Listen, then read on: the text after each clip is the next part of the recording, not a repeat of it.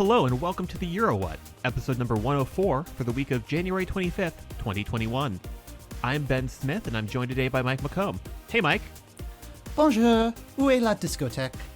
We are a pair of Americans trying to make sense of the Eurovision Song Contest, and this week we'll be talking about our picks for France's C'est Vous, Décidez. Mike, how are you? I'm doing okay, all things considered. Glad that Eurovision season seems to be moving along. We've got another song, and at this rate, we should be looking at a full slate probably sometime in April. I don't know. Yeah, just assuming that the graph continues at its present rate. Mm-hmm. Once again, the world is a nightmare, and I'm glad that we have this little bubble to be very mean to France. Oh, it's fine. Their songs aren't that bad. We'll get into it. We'll get to that later. But first, just some quick updates on various selections, and more importantly, the new song that we have.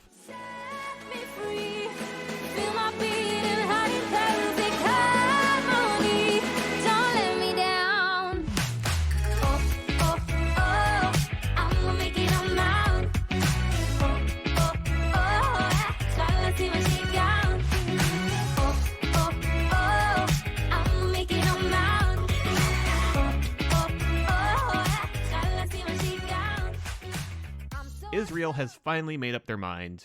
We've had the songs since they leaked at the start of the month. The voting officially opened last week. Sure. Yeah, sure. I think that's right. Yes. Voting happened, and there was a program this evening in Israel. Mike, did you watch?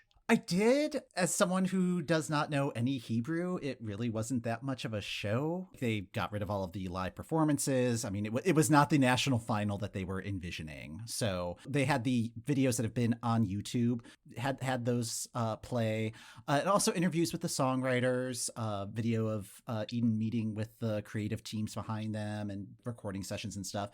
And it looked interesting from a process standpoint, but I didn't know what anybody was saying, and even though there were subtitles, which is really cool, Israeli television does live on-screen captioning of everything, but it's all in Hebrew, so it's I've got nothing here, so I'm just listening to these songs that we've already listened to. That was the show. I watched the videos, and of the three, the one that grabbed me most was the winner, was Set Me Free, and we had discussed the songs a few weeks ago. And I think that was the song that we thought had the best bones for them to build something on top of. Yeah, we weren't all that hype on any of the entries, but this one definitely is the one that they have the most to work with. And yes. And I think the music video demonstrated what a potential staging concept could be, and I think it might be a compelling stage performance if they go with something of that same motif. Agreed. Of the three, and I don't know if it was just because we'd had that conversation about the songs and I was sort of predilected to find it the most consistent, but I thought that of the music video concepts, Set Me Free felt very focused. Yes. Focused and not anxiety inducing. Yes. Yes. Yeah, I mean, obviously La La Love, the lyrics were asking some questions that we didn't want answered. Ooh La La, looking back on it, it reminded me of Armenia's entry, Chains on You, in that it's telling a story about life in the club, which I of course find completely relatable. Yes, that's so exactly my life for sure. Remember the club? Remember the club? No. No. But yeah, I think Set Me Free is the correct choice. I think there's still some work that needs to be done in terms of making it pop. It still feels kind of in that middle 6, 7, 8 range. Yeah, feels like they've made this decision. They have time to work with it and really give it some visual wow. Congratulations, Eden. You finally have a song, and the next stage of the process can move forward. Also announced this week from North Macedonia, Vasil Garvanliev is going to be representing them again. Vasil was supposed to represent them in 2020. He was an internal selection then, and he's coming back, which is really exciting. He has a new single that's dropping this week, but it will probably be a different song that is going to be used for Eurovision. MRK TV has opened up a submission window for potential songs, so more on that when that information drops. no idea when that's going to be. So drops at some point. I don't know. I'm just happy that he's back. Yeah. He was another one where it was just like, it was such a late drop in last year's process that we didn't really get to know much about him. I mean, he has experience at Eurovision. He was one of Tomorrow's backup singers in 2019. He's done the national selection in North Macedonia a couple of times. So he's familiar with the process, but we're just not all that familiar with him yet. So Portugal songs are available. There are YouTube lyric videos, and then all of Finland's entries are out there in the open, and we have the playlists. Yes. Still waiting on Portugal to drop the songs on Spotify. They'll do that eventually. They release it as part of an actual Festival de Canção album. That'll get announced at some point. But yeah, all of Finland's songs are available, and we've got a playlist on our Spotify page. So definitely check that out. And we'll be talking about those songs in a couple of weeks, closer to when the actual UMK final is. And then Cyprus gave us just like so much of a drop of what they were doing early on. And I believe that at the time that they had said they were going to release things in March, even though we basically knew everything about the song except what it sounds like and its words are. Cyprus will be dropping El Diablo like it's hot on February 24th. Yay. I'm glad it's going to avoid the giant traffic jam that will probably be happening on March 12th or whatever. So. That feels wise, although given how excited Cyprus feels about this, I'm kind of half expecting it to leak. Oh, absolutely. Yeah. Who knows? It could end up leaking right before this episode drops. Thanks, Cyprus. You heard it here first. It's out. It's out. Go find it.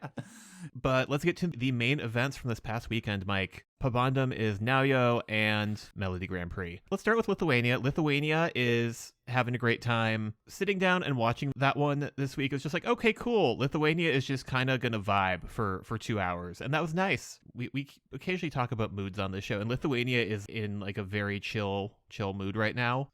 I do like that we get the perspective from the judges, even though I feel like every time we get the judges, they're talking forever. Yes. Although I do kind of like that it is all grouped into a single segment, particularly since there is other national final stuff to be like, oh, cool, the judges are talking. I've got 15 minutes to focus my attention elsewhere. Oh yeah, no, it's great. It's like the judges are talking, time for bathroom break, time to get a refill, time to get some snacks.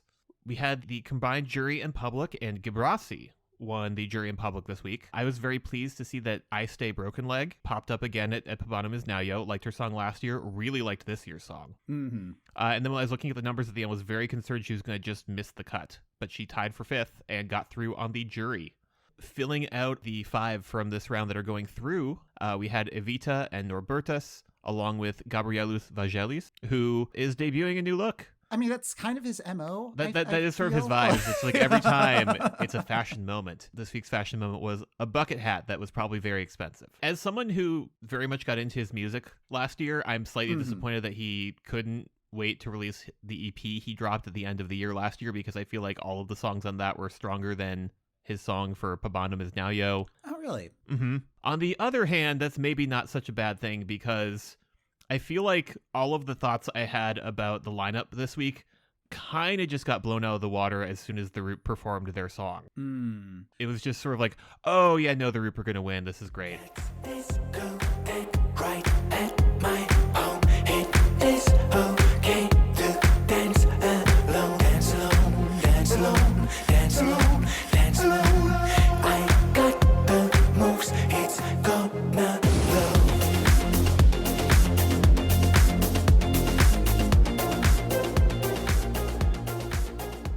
Lithuania's been very smart in how they deployed this second season of Pabandom is Naujo. There was such a clamor for, no, just have the ROOP represent Lithuania again this year and like not go through the whole process. But the process was so successful last year that you can understand why the broadcaster would be like, well, we would like to do this show again. And I get the sense it's not so much that they're stacking the deck, but I think there's just this acceptance among the field that the ROOP should probably represent Lithuania again. But there's still a gig is a gig. A gig is a gig, and I feel like they have like a very strong lineup.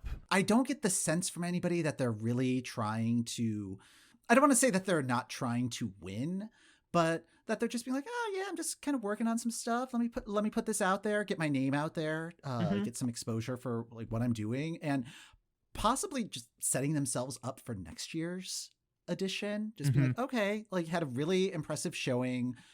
in season 2, when season 3 rolls out, then like they already have some notoriety, which means that season 3 could be really banging next year. Yeah. Oh yeah. No. Like we are not yet done with Pabandom is Now 2021, and I'm already hyped for 2022 given the lineup they have. Like we have people we saw last year like Ice Day and Gabrielius, but we also have the people we're not seeing this year like Loop. Yes. I think the way that they have structured this year's contest has really set it up so that everybody wins, even though there's going to be only one technical winner. And it's kind of a like heir apparent, heir presumptive. Yeah. It's going to be the ROOP. So. It's going to be the ROOP. And like, I like just thinking of Discoteque in relation to On Fire from last year. Like this feels like a nice continuation of what the ROOP are about. And compared to something like La La Love, it's a much better 2021 vibe of, hey, let's dance in our house alone. Yes. I mean, it's still doing that trapped in amber thing that I'm kind of apprehensive about, but I think this is a much more palatable version of it because they're not telling you to get infected. And also, unless you're getting infected with dance. But... I was about to say, also, you can dance in your home at any time, even if there's not a pandemic outside. Yes, I do that frequently. Yes, so. Same. I'm very much enjoying year 2 of Pabandom. Keep up the good work, Lithuania. I am not enjoying year 2 of Norway's new process. It's just a real hot mess, isn't it? I think I figured out what the problem is. Lithuania figured stuff out, really condensed their process. Norway was just like, well, if Lithuania is not going to do the marathon, let's do our own marathon. And we are now in the middle of the Norwegian marathon. And that's why this process is dragging.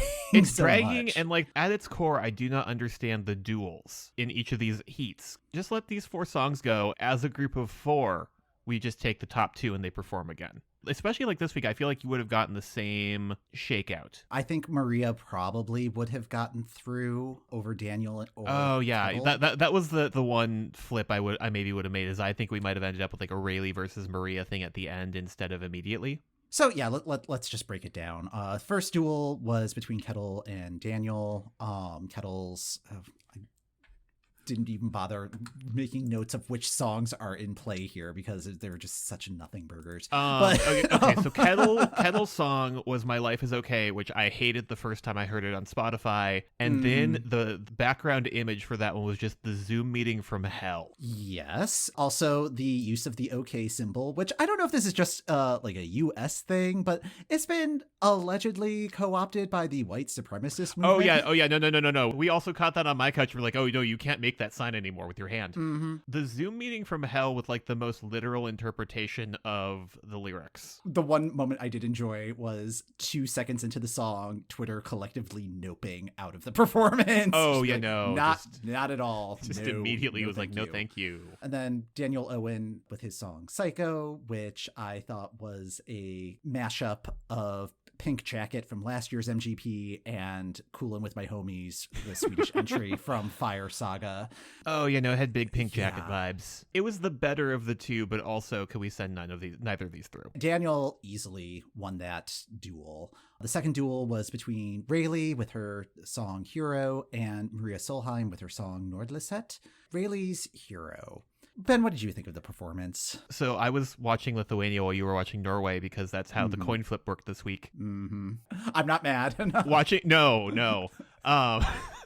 Watching the internet just collectively lose its mind over that performance. And then there's old man Mike sitting in the corner, like, seeing that in contrast to your comments. And anyway, so then after Pabandom is Now was done, I then, because it was already to queue up, immediately put on Norway and was just like, oh, this is why. Although I will say, like, when I heard this song, my mind was like, if they're not doing this in like full Olivia Newton-John physical spandex, I'm going to be mad. They went one better with 80s references and just ripped off Flashdance. Yes, they did. All right. So, I mean, I think part of my problem is this whole 80s aesthetic thing that's going on right now. I'm just not a big fan of it. And I think maybe part of that is a lot of music that's actually from the 80s is in my library. It's like in my wheelhouse. Also, the Stereo Gum series on all of the #1 songs to top the Billboard charts, just now finishing 1986. So like I've just been kind of immersed in this era, but it just felt so Wonder Woman 84, Stranger Things, Family Guy. We get all the references.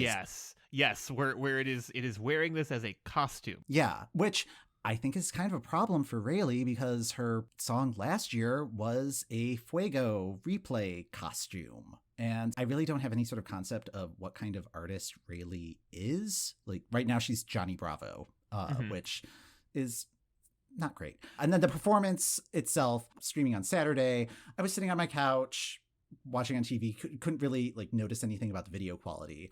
I was watching it again on my computer when I was pulling some audio clips, and I was impressed with the video quality of it. Like they did change it up into like rather than pure HD, like having it be more of that 80s video quality. So I thought that was a really cool artistic choice. Either that or my monitor's broken, but it works in her favor. So I'm going to trust. I do appreciate that she commits to the Flashdance bit and does the interlude of pulling the chain and then sploosh. As she was approaching and I saw the chain hanging, I was on my couch and I said out loud to my empty apartment, by the way, I just went, no.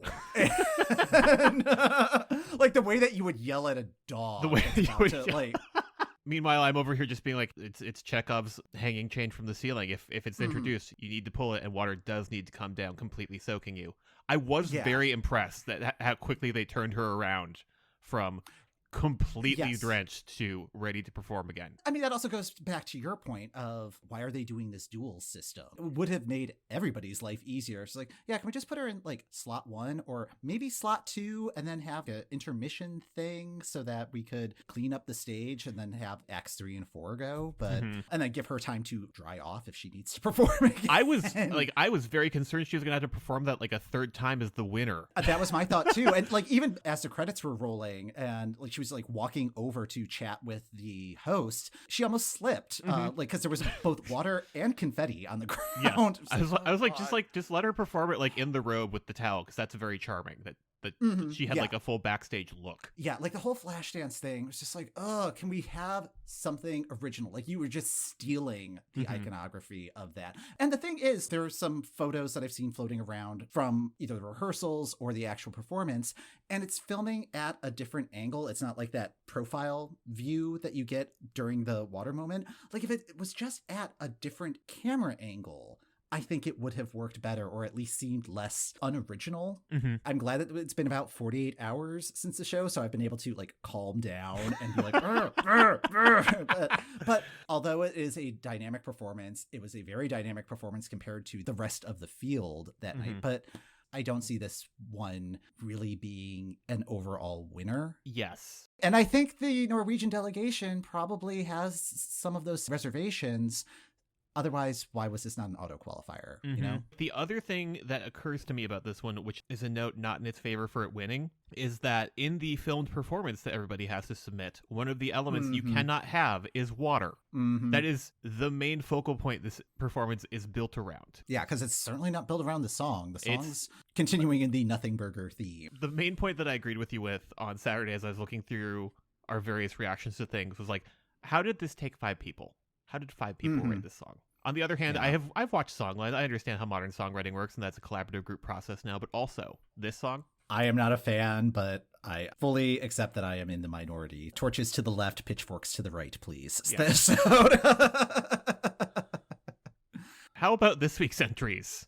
I feel like Saturday's performances are going to be insane. But I'm really looking forward to it. The field is Dina with her song Own Yourself, Big Daddy Karsten with Smile, Emmy with Witch Woods, and Ole Hearts with Vi Norge.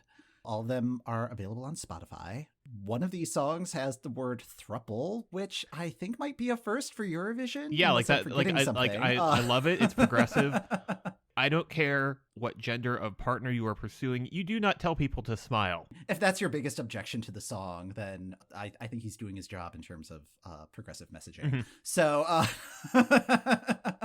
but yeah, I mean, like, I'm actually kind of looking forward to this because it's either going to be the hottest of messes or it could actually be a lot of fun. Like these are for people who are all brand new to the MGP experience. Yes. So. Yeah, we have fresh talent. What is your favorite of the four, Mike, if I may ask? Oh, I haven't gone that far down the decision process. I have one that I like more than the other three.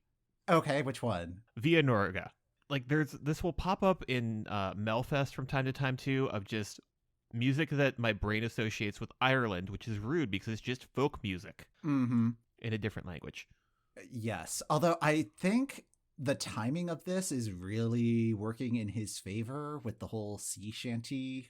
Oh yeah, big. Oh yeah, no, we love a sea shanty right now, and I guess, yeah. And like, I don't think this is a pure sea shanty. I've not engaged with the meme at all, but I also have not engaged with the meme because I'm just like, it's like I have enough other songs to deal with this time of year. I don't need TikTok to add to the pile. But this one feels like it is friendly to that meme. It certainly feels sea shanty adjacent. Yes. Those four will be performing on Saturday. And then the auto qualifier this week is Kaya Road with her song Feel Again. Kaya is an alumna from The Voice 2017. That was all I could find out about her online. So we'll see how that goes. And then we got information on how the second chance round is supposed to work for this process. They moved it to Monday, February 15th. It was originally going to be on Valentine's Day. And all 15 non-qualifiers from these 5 heats are eligible for the second chance ticket. I don't know if they're bringing them all back to perform again or if they're just going to air videos just so that they don't have to deal with quarantine issues or whatnot. And it seems excessive and adds to my theory that this is the Norwegian marathon. But it's a Monday. We have 3 hours of broadcast time we don't know what to deal with. Everybody gets a chance. To get rejected again? To get rejected again? So there's that to look forward to, ? More Norway fun next week. Get hype? Sure. And then there's France. France, as we have explained on previous episodes, has a big bunch of entrants and a very complicated process to get that down to like a final 8 or so, super final.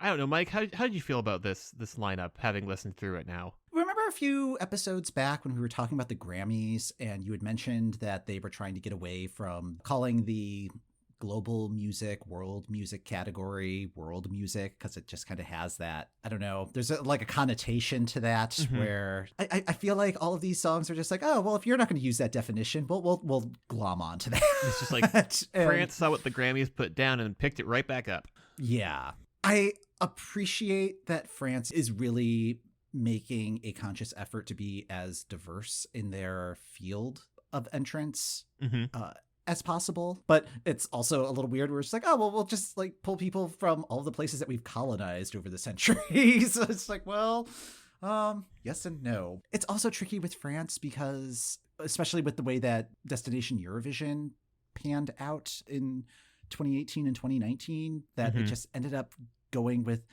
kind of the most middle of the road entry. I don't have high hopes for what is going to come out of this process, even though there are songs in this list that I think are pretty okay. Yeah, like I was very mean at the top of the show saying that the lineup was bad, but no, like there is some good stuff in the mix, but I feel like there are 2 themes with all of these tracks that were neither of them I feel is like a good fit for Eurovision. At its core, if France could just send Patricia Kaas every year and she could do a song like she did in 2009, like France would be very happy, even though we would all get very mad at France.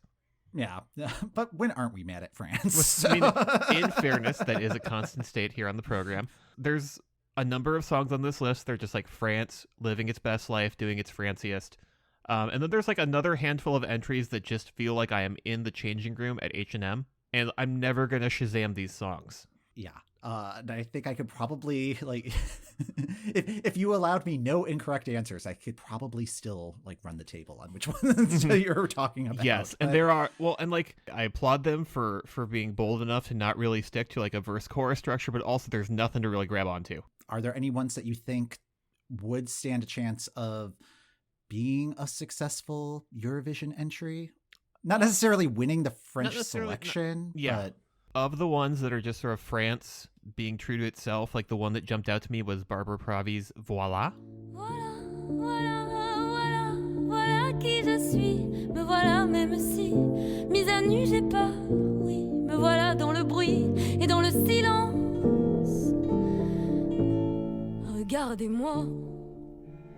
I can picture a performance where she's like at a piano. It has a nice sense of drama, especially in the way it builds at the end.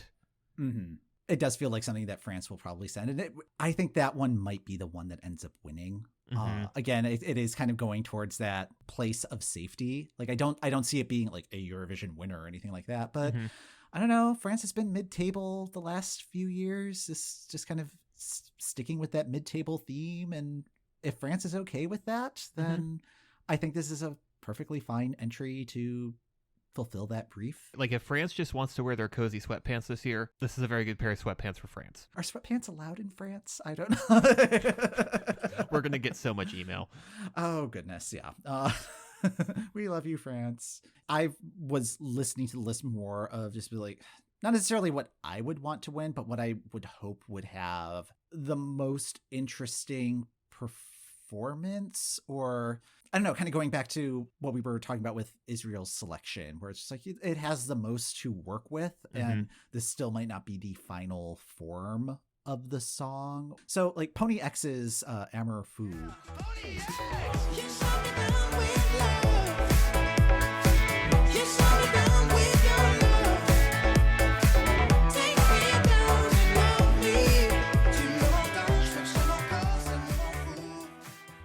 You've got the dance party vibe. And I think that that's going to be a major theme throughout Eurovision this year. It's just like, I think people just want to have it be a dance party. And this one in particular would be a good like show opener or show closer, or like I think it could fit into the lineup really anywhere and still be effective. Yes, I fully agree. This one's like a nice party starter.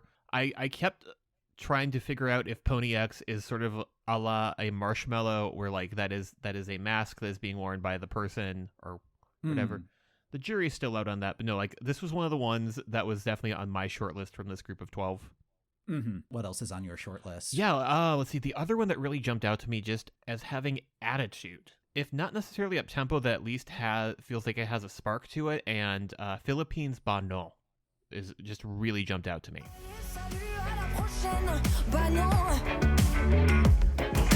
Pardon, t'as cru à une prochaine? Ah ouais, bah non. Allez, salut, à la prochaine. Bah non, ah non. Pardon, t'as cru à une prochaine? Ah ouais, bah non. I would agree with that assessment. Like, and it feels current or current-ish. Current by Eurovision standards. Yeah, current by Eurovision standards. But yeah, it just feels current. It feels fresh. It has a sense of movement. And it feels like it's telling some sort of a story. I think that was one of my issues with 3 or 4 of the, like, especially the more tropical house style entries, where it's very repetitive, but like it just doesn't feel like it's going anywhere, and it's like, oh man, this is where I'm just like, what are you going to do with the stage performance for this? Yeah, it's just gonna be like, are you just gonna be like standing in place, like moving like left foot, right foot, left foot, right foot, or like, what is going to happen? The two that I really latched onto are ones where I had like distinct mental images. Like again, Voila, I can see someone behind a piano and still having that be dramatic. Pabandom, I can see trying to tell a story with its performance. The one that I think is most likely to end up on my normal playlist is Ali's Périmidite.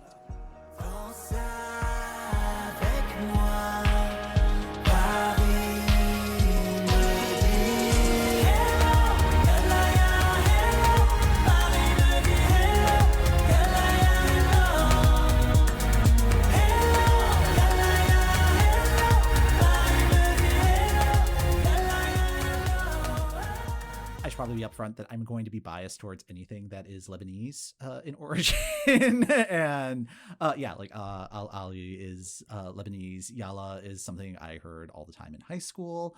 I don't think I've gotten into that on the show before, but yeah, there was just a very large Lebanese population at my high school. So it sort of makes me homesick in a weird way. But this is another song that in the audio of the track there's a story being told. And this was the last one to get added to the playlist. So I think there may also be a little bit of a recency bias. Recency bias? Oh, good. Okay. Something new.